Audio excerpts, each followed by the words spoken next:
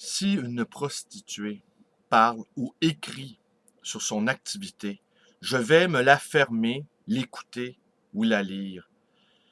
Si une intello de l'UQAM, déguisée en péripatéticienne, prétend parler au nom des prostituées, je vais argumenter sans ménagement avec elle. Si un détenu, une détenue de prison écrit ou parle sur sa condition, je vais tout simplement l'écouter ou la lire, le lire. Mais si le directeur de la prison lui vole sa parole, lui pique ses mots, je vais lui tourner le dos. Et si un prof de philosophie prétend me convaincre de l'importance d'un Martin Heidegger en faisant un point de détail sur son nazisme, il se pourrait bien que j'aie l'envie de foutre une bombe sous son pupitre. Bonjour, bienvenue dans ma bibliothèque. Nous sommes à Montréal, le 1er août 2013. Mon nom est Bruno Lalonde. Alors aujourd'hui, courte vidéo, j'espère.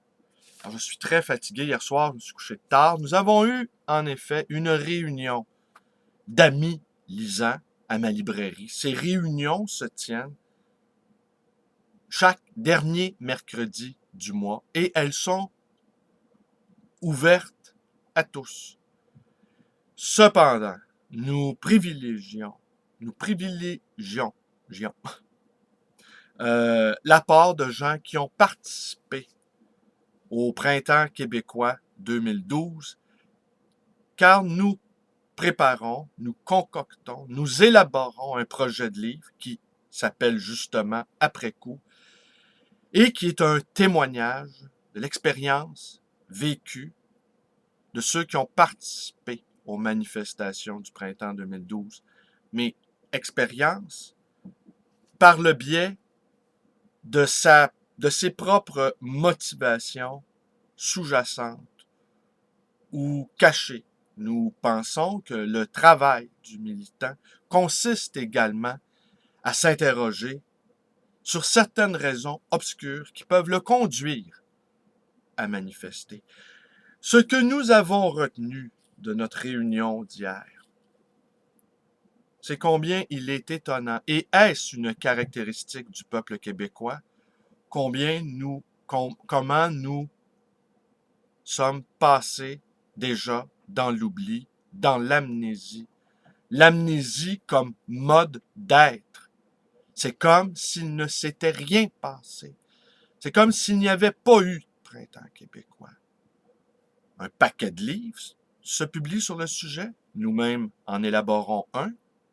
Mais tout à coup, c'est comme si cette chose qui s'est produite, assez invraisemblable, que nous n'avions jamais vue en près de plus de 40 ans, eh bien, c'est comme si cette chose-là n'avait jamais eu lieu. Nous pensons également que le sursaut auquel nous avons assisté en 2012 est une espèce de reliquat d'un traumatisme de la défaite des Patriotes, 1837-1838, et traumatisme également de l'abandon. Enfin, certains historiens ici ne s'entendent pas là-dessus. On pourrait avoir le point de vue d'autres historiens de l'abandon de la France. Quoi qu'il en soit, que la France nous ait abandonnés ou pas, nous nous sommes retrouvés seuls sur ce très vaste continent et à devoir s'inventer un mode et un type de vie. Et une des caractéristiques qui distingue ce peuple, c'est une lâche et molle cohésion. De l'attribut aucune tête ne doit émerger. Mais là, cependant, au printemps 2012, ce peuple-là, habitué d'être tranquille, docile, s'est soudainement réveillé et est descendu dans la rue. Des centaines de milliers de gens sont descendus dans la rue. Et aujourd'hui, l'après-coup du traumatisme, l'oubli du traumatisme, qui est en fait l'effacement du traumatisme, qui est le vrai stigmate du traumatisme au fond, eh bien, c'est comme si cela n'avait jamais eu lieu.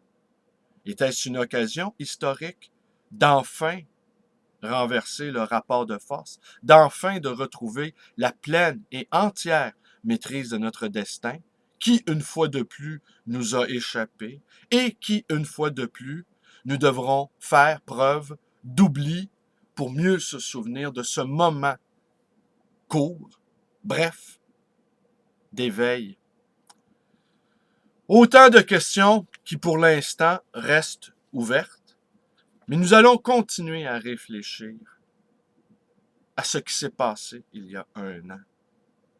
Je conclus ici en vous racontant, vous le savez, ceux qui me suivent depuis un certain temps, j'ai participé beaucoup à ce printemps québécois. Et le soir, quand je revenais chez moi, à la fois fourbu d'avoir beaucoup marché, à la fois excité aussi d'avoir parfois échappé aux bombes assourdissantes, parfois à la surveillance policière. Et je revenais chez moi à la fois excité et fatigué, et j'écoutais la radio, les lignes ouvertes, les hotlines, comme on dit. Et nous n'avions qu'un seul sujet de conversation, le mouvement étudiant. Tout le monde ne parlait que de ça. Tout le monde n'avait qu'une seule envie, de parler de ça. Et ça a duré pendant des semaines et des mois. Et aujourd'hui, c'est comme si nous n'avions rien vécu et c'est comme si nous n'avions absolument rien dit. Je vous remercie d'être avec moi. Mes vidéos vous plaisent, abonnez-vous à ma chaîne. Vous pouvez également visiter ma page Facebook. Vous pouvez devenir un ami litant ou encore un ami lisant. Alors, je prétends que la lecture est une activité politique dans la mise en place et dans l'acceptation de notre propre singularité. Vous pouvez me téléphoner à ma librairie dans le 514-736-0999 et vous pouvez également me rendre visite à cette librairie d'occasion et d'ancien, le livre voyageur dans le quartier paisible de Côte-des-Neiges. Merci et bonne journée à tous. Est-ce que je vous parle de Zépiquinho qui a retrouvé sa maîtresse? Visiblement, était très content, cette petite bête-là. Nous avons assisté à des retrouvailles pleines d'effusion. Et je regarde le tapis de ma bibliothèque. Et Zépiquinho a grignoté tous les crayons qui se trouvaient à sa portée. Et j'ai l'impression de vivre dans une grotte où un animal assez féroce aurait réduit en poussière les petits ossements des animaux dévorés. Alors la petite bête est disparue, ne reste plus que la grande. Merci, bonne journée.